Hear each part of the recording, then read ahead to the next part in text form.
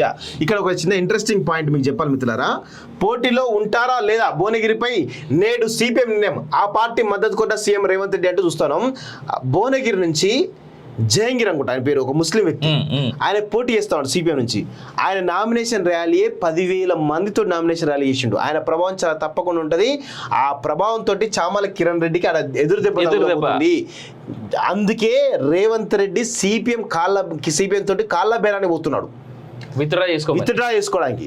నిజంగా కూడా సిపిఎం కు చిత్తశుద్ధి ఉంటే మిమ్మల్ని అసెంబ్లీ ఎన్నికల్లో కాళ్ళతో దాన్ని వదిలేసిండు. మీకు ఒక్క సీటు కూడా ఇవ్వకుండా కాళ్ళతో దాన్ని ఉంచిండు మీ మీద.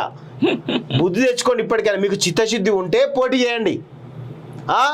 కేసీఆర్ రేవంత్ రెడ్డి ఇచ్చేటువంటి తాయిలాలకు వాటికి ఆశపడి లొంగి ఇంకా మీరు చేస్తా అంటే కుదరని పని ఇక్కడ వాస్తవం చెప్పాలంటే. ఎట్టి పరిస్థితుల్లో భువనగిరి బీజేపీ సీట్.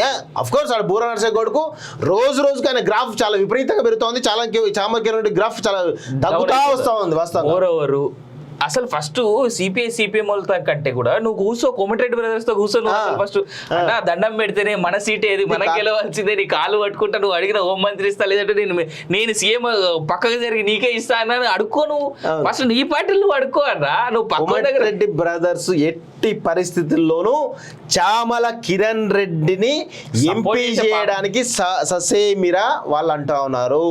ఆయనకు అసలు ఎటువంటి మద్దతు కూడా ఇవ్వట్లేదు. క్యాడర్ కి చాలా స్పష్టంగా చెప్పేసి వాళ్ళకి చాలా స్పష్టంగా మనం కాంగ్రెస్ పార్టీకి సంబంధించిన చామల కిరణ్ రెడ్డి అభ్యర్థిత్వాన్ని మనం సపోర్ట్ చేయట్లేదు, అక్కడ బూర నరసింహ గౌడ్కు ఓట్లు వేయాల్సిందే చెప్పేసి క్యాడర్ తోటి ఆల్రెడీ చెప్పిస్తా ఉన్నాడు. అదే జరుగుతూ ఉంది, గ్రౌండ్ లో జరుగుతుంది. ఎందుకో కూడా చాలా క్లియర్ అయిపోలేదు. ఒకవేళ చామల కిరణ్ రెడ్డి గనక ఈరోజు భువనగిరి ఎంపీగా గెలిస్తే గనక ఇటు భువనగిరిలో అటు నల్గొండలో కోమటిరెడ్డి బ్రదర్స్ యొక్క ప్రభావం మొత్తం కూడా, ఆధిపత్యం మొత్తం కూడా తగ్గుతుంది. వాళ్ళ తగ్గించడానికే రేవంత్ రెడ్డి ఒక మిండెట్ పెట్టిండు. ఆ మిండెడే చామల కిరణ్ రెడ్డి. అది ఎట్లా ఇక ఇష్టం వాళ్ళు. ఇప్పుడు కోమటిరెడ్డి వాళ్ళ ఆధిపత్యాన్ని అయితే తగ్గించుకోరు కదా, సమస్య లేదు. ఖచ్చితంగా ఆడు ఉత్తమ్ కుమార్ రెడ్డి లాంటి వాళ్ళే తట్టుకోలేకపోయారు వాస్తవంగా.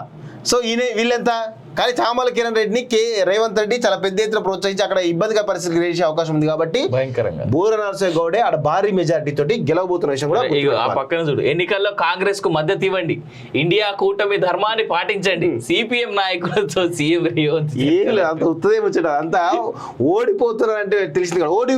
ఓడిపోలేదు అని తెలిస్తే మాత్రం రేవంత్ రెడ్డి అసలు దేకేనా అస్సలు కంకి కొడవలి ప్రపంచానికే తెలియదు రేవంత్ రెడ్డికి.